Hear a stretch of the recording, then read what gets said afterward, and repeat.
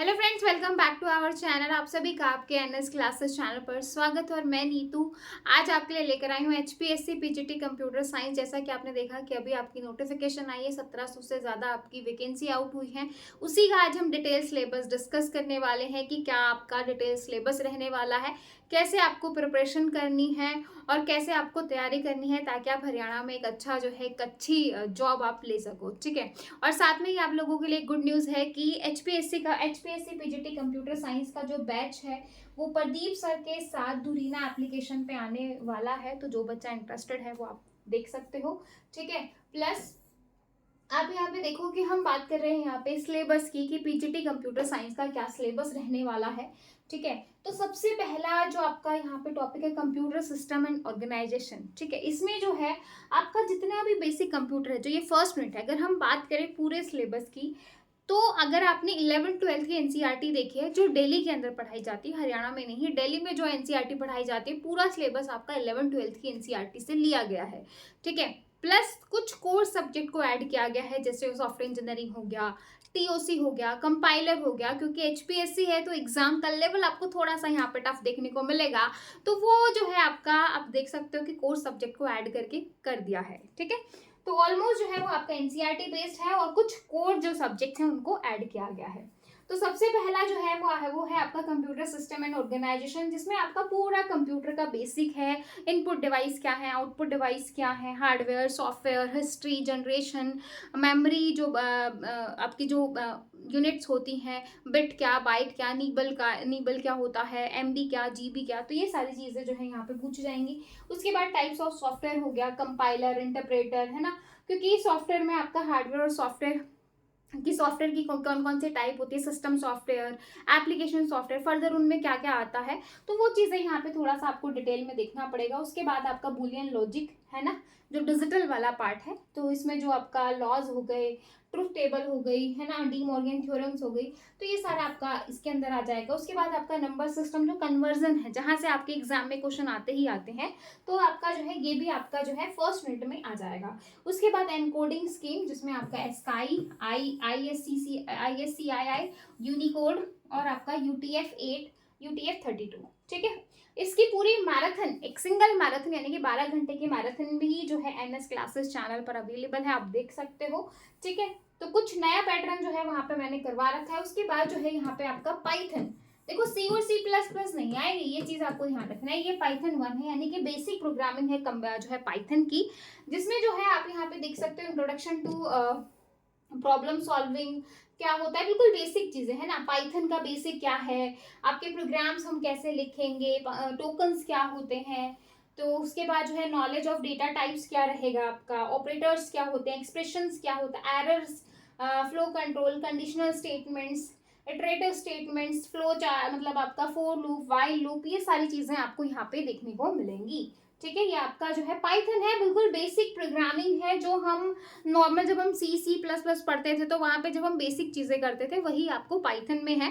अब हो सकता है कि कई सारे बच्चे ऐसे होंगे जिन्होंने पाइथन का बिल्कुल जो है पी भी नहीं पढ़ा होगा, लेकिन बहुत ही आसान लैंग्वेज है। बस एक बार आप करोगे तो आपको मज़ा आ जाएगा, क्योंकि नई चीज़ सीखने में देखो इंटरेस्टिंग भी होती है और अच्छा भी लगता है। ठीक है, तो अगर नहीं पढ़ी है तो भी आपको मज़ा आएगा पढ़ने में। ठीक है, उसके बाद अगर हम बात करें आपकी, तो ये सारा आपका कीज और ये सब आपका जो है पाइथन के मॉड्यूल्स वगैरह, इंपोर्ट कैसे करते हैं, उसके बाद मैथ मॉड्यूल क्या होता है, ये सारे, क्योंकि इनमें जो है आपको प्रोग्राम देके आउटपुट पूछ लिया जाएगा कि क्या आउटपुट आएगी, तो आपको थोड़ा सा यहाँ पे जो है आपको थोड़ा सा प्रोग्रामिंग कर करके, माइनस डालोगे तो क्या आउटपुट मिलेगी, प्लस दोगे तो क्या आउटपुट मिलेगी, क्योंकि अभी रिसेंटली ये जो सिलेबस है ये केवीएस में ऐड हुआ था, और केवीएस के सिलेबस में आपने जब एग्जाम हुआ था तो आपने देखा होगा कि प्रोग्रामिंग से बहुत सिली मिस्टेक बच्चों ने की है। बहुत पेपर बहुत आसान था, बस जो सिली मिस्टेक्स की हैं वो आपको जो है प्रैक्टिस करके दूर करनी है। उसके बाद नेक्स्ट जो आता है वो आपका सोसाइटी लॉ एंड एथिक्स।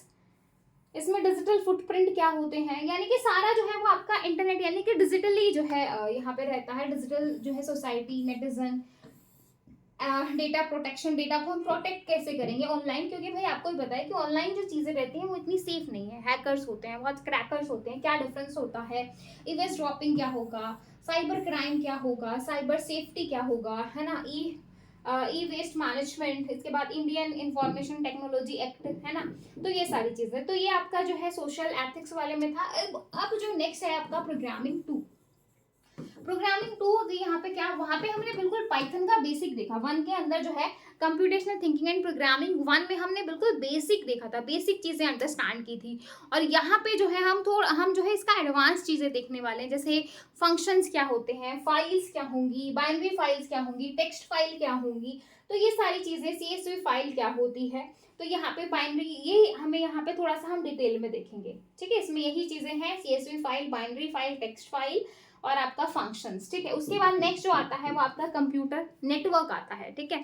तो कंप्यूटर नेटवर्क, ये भी आपका एनसीईआरटी जो है, नेटवर्किंग क्या है, इंट्रोडक्शन क्या होता है कंप्यूटर का, इवोल्यूशन क्या है, हिस्ट्री क्या है, ARPANET क्या होता है, NSF नेट क्या होगा, इंटरनेट क्या होता है, फिर डेटा कम्युनिकेशन क्या होगा, क्या उसकी टर्मिनोलॉजी होंगी, उसके बाद जो है सेंडर क्या, रिसीवर क्या, मैसेज क्या, मीडियम क्या, है ना। तो प्रोटोकॉल क्या होते हैं, क्योंकि यहाँ से क्वेश्चन आते हैं। उसके बाद आईपी एड्रेस, है ना, IP address, switching technique, circuit switching, packet switching, transmission media, wired, wireless क्या होगा, नेटवर्क डिवाइसेस। तो ये सारी चीजें वैसे आप लोगों ने पढ़ रखी होंगी, नहीं पढ़ी है कोई बात नहीं है, हम डिटेल में डिस्कस करेंगे। टोपोलॉजी क्या होता है, नेटवर्क प्रोटोकॉल क्या होते हैं, पोर्ट नंबर क्या होता है। उसके बाद जो है वेब सर्विसेज। अब यहाँ पे देखो एक चीज देखना, आपको HTML और XML भी करना है, वैसे तो अलग से कुछ मेंशन नहीं है, लेकिन जो आपका कंप्यूटर नेटवर्क वाला पार्ट है यहाँ पे आप देखो HTML, और यहाँ पे जो है आपको एक्सटेंसिबल मार्कअप लैंग्वेज यानी कि XML। तो इनको भी हमें थोड़ा सा यहाँ पे डिटेल में डिस्कस करना पड़ेगा। तो ये भी हो सकता है कि आपको नाम दे रखा है लेकिन चीजें आपको सारी करनी पड़े, ठीक है। तो हम इसको थोड़ा सा डिटेल में डिस्कस करेंगे HTML XML को। उसके बाद आता है डेटाबेस मैनेजमेंट सिस्टम, अगेन काफी इंपॉर्टेंट सब्जेक्ट है, क्योंकि जो SQL है ना, स्ट्रक्चर क्वेरी लैंग्वेज, वहां से क्वेश्चन आता है। और DBMS जो है, DBMS और SQL हम दोनों को एक साथ करते हैं, ठीक है। तो डेटाबेस में जो है आपका डेटाबेस क्या होगा, रिलेशनल डेटाबेस मैनेजमेंट सिस्टम क्या है, की क्या, जो आपकी कीज क्या होंगी, है ना। इसमें आपका प्राइमरी की, कैंडिडेट की, ऑल्टरनेट की, तो ये सारी चीजें। स्ट्रक्चर्ड क्वेरी लैंग्वेज आ गया आपका, जो है स्ट्रक्चर लैंग्वेज, क्वेरी लैंग्वेज को कितने पार्ट्स में डिवाइड करते हैं, DDL क्या होता है, DDL में कौन कौन सी कमांड आती है, डेटा मैनिपुलेशन लैंग्वेज क्या होती है। तो ये सारी चीजें जो है इसके अंदर आ जाएंगी, ठीक है। उसके बाद अगर मैं बात करूँ तो database uses, database show database, तो ये सारा जो है, जब हम जो है थोड़ा सा हम इसकी प्रैक्टिस करेंगे ना, पाइथन में हम जो है SQL को कैसे यूज करेंगे, तो आपको जो है अच्छे से मजा आएगा करते वक्त, ठीक है। इसके बाद अगर मैं बात करूँ interface of Python with SQL database, किस तरीके से जो है इंटरफेस करेंगे। उसके बाद नेक्स्ट है आपका कंप्यूटर सिस्टम, सेम जो हम पहले कंप्यूटर ऑर्गेनाइजेशन में हम कर चुके हैं, तो सेम चीजें यहाँ पे आई। इवोल्यूशन क्या है, इनपुट आउटपुट डिवाइसेस क्या है। तो आप देख सकते हो कि फर्स्ट यूनिट जो आई थी और ये वाली जो यूनिट है वो एक दूसरे के साथ जो है रिपीट चीजें हो रही है। अगर आपने उसको बहुत अच्छे से कर लिया तो यहाँ से कर लोगे। मेमोरी वाला पूरा पार्ट आ गया है यहाँ पे, कंप्यूटर का पूरा आ गया है एक तरीके से, ठीक है। फिर आपका सिक्योरिटी कंसर्न हो गया, है ना। तो ये सारी चीजें होगी। उसके बाद है डेटा स्ट्रक्चर एंड एल्गोरिथम, ठीक है। हाँ जी, ये जो पार्ट है, ये जो है HPSC ने थोड़ा सा पेपर को टफ बनाने के लिए आप बोल सकते हो कि भाई डेटा स्ट्रक्चर हो गया, एल्गोरिथम वाला पार्ट हो गया, कंपाइलर हो गया, थ्योरी ऑफ कंप्यूटेशन हो गया, सॉफ्टवेयर इंजीनियरिंग हो गया। तो ये जो 4-5 सब्जेक्ट उन्होंने ऐड किए हैं, तो वो आपके पेपर को टफ बनाने के लिए, क्योंकि अप टू ग्रेजुएशन लेवल जो ये हार्ड लेवल देंगे, नेट गेट के जो क्वेश्चन देंगे वो इन्हीं कोर वाले पार्ट में से देंगे, क्योंकि 11-12 की NCERT में से तो आपको एक नॉर्मल लेवल ही देखने को मिलेगा, बाकी जो एग्जाम का लेवल टफ होगा वो यहाँ से होगा, ठीक है। तो यहाँ पे सारे आपके एल्गोरिथम हो जाएंगे, क्विक शॉर्ट, मर्ज शॉर्ट, ये आपको देखना पड़ेगा किस जो है प्रॉपर इसको सॉल्व करके देखना पड़ेगा, क्या इनकी कॉम्प्लेक्सिटी होती है, बेस्ट केस क्या होगा, वर्स्ट सिनेरियो क्या होता है, ये सारी चीजें, एवरेज क्या होगा, एनालिसिस ऑफ एल्गोरिथम। उसके बाद है आपका ऑपरेटिंग सिस्टम, है ना। ऑपरेटिंग सिस्टम में आपका जो है ऑपरेटिंग सिस्टम क्या है, इसके टाइप्स क्या है, फंक्शंस क्या होते हैं, ठीक है। तो ये सारी चीजें देखेंगे। Segmentation, fragmentation, mutual exclusive, lock unlock, semaphore, है ना, ये सारी चीजें। Resource scheduling.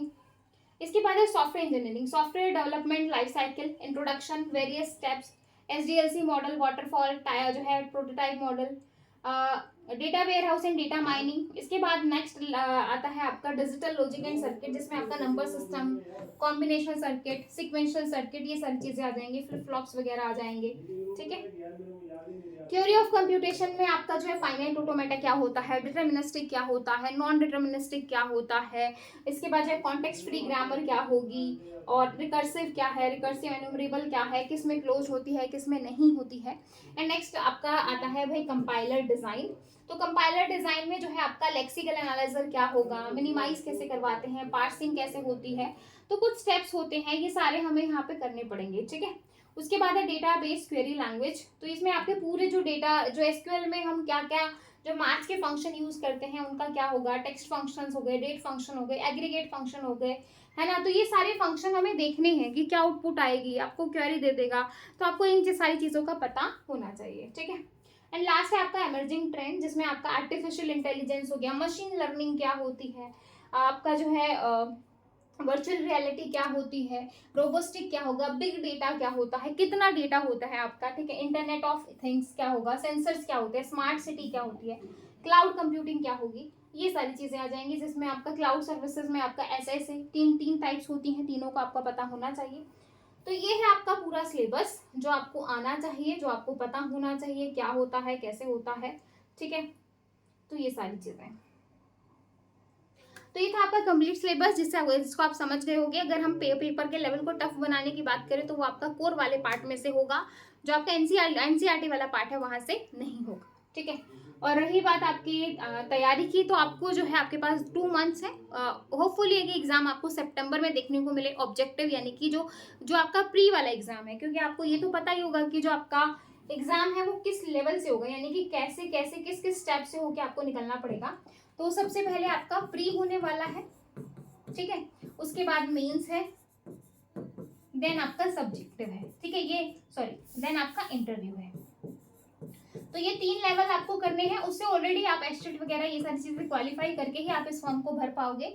प्री में जो है आपका 100 मार्क्स का पेपर आएगा, इस 100 में से 80% आपका जो है सब्जेक्ट स्पेसिफिक होगा और 20% जो है वो आपका कॉमन वाला पार्ट रहने वाला है, जिसमें आपका जो है मैथ्स, रीजनिंग, हरियाणा जीके ये सारी चीजें रहने वाली हैं, और 80% बोला जा रहा है कि आपका सब्जेक्ट स्पेसिफिक रहेगा, ठीक है। और इसमें आपको क्वालिफाई करने के लिए 25% यानी कि 25% यहाँ पे लेना है, और 25% प्लस नेगेटिव मार्किंग एंड जो है 4 गुना बच्चों को लिया जाएगा, यानी कि भाई अगर 4 गुना में आप नहीं आते हो तो आपका नहीं लिया जाएगा। अगर आपने 25% ले लिया तो अपना टारगेट जो है वो 40% का लेके चलो, 45% का लेके चलो, आराम से आपका सिलेक्शन हो जाएगा, ठीक है।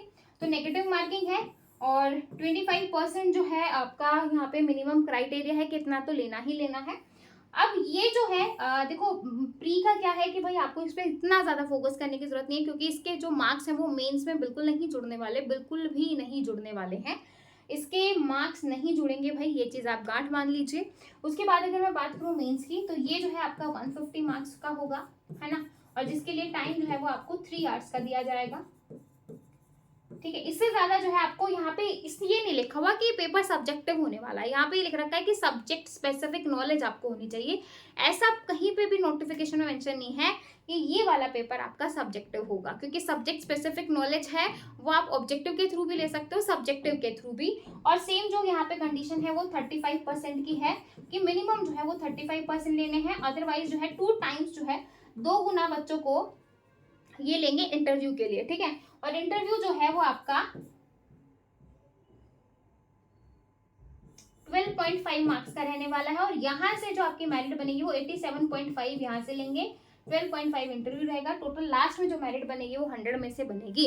इस तरीके से इन्होंने दिया हुआ है, ठीक है। तो ये सारी चीजें हैं, आई होप आपको समझ में आ गई होंगी कि क्या आपका एग्जाम पैटर्न है, और आपको समझ में आ गया होगा कि हमें प्री को जो है सिर्फ 40 नंबर या 45 नंबर जो है हमें क्वालिफाई के लिए लेना है, बाकी मेंस में देखना है कि वो ऑब्जेक्टिव मिलेगा, सब्जेक्टिव मिलेगा, क्योंकि अभी प्रॉपर जो है कुछ भी ऐसा नोटिफिकेशन में नहीं है कि एग्जाम वो किस तरीके से लेने वाले हैं, ठीक है। और ऐसा नहीं दे रखा है कि सब्जेक्टिव है तो इतने इतने मार्क्स के क्वेश्चन होंगे, टोटल इतने क्वेश्चन आपको 3 घंटे में करने पड़ेंगे, ऐसा कुछ भी मेंशन नहीं है नोटिफिकेशन के अंदर, ठीक है। और बाकी अगर वीडियो में कोई डाउट लगे तो कमेंट सेक्शन हाजिर है, आप कमेंट में पूछ सकते हो। वीडियो अच्छे लगे तो एक लाइक जरूर कीजिएगा, चैनल को सब्सक्राइब कीजिएगा, और फिर मिलेंगे नेक्स्ट वीडियो में, तब तक के लिए bye bye, take care, thank you.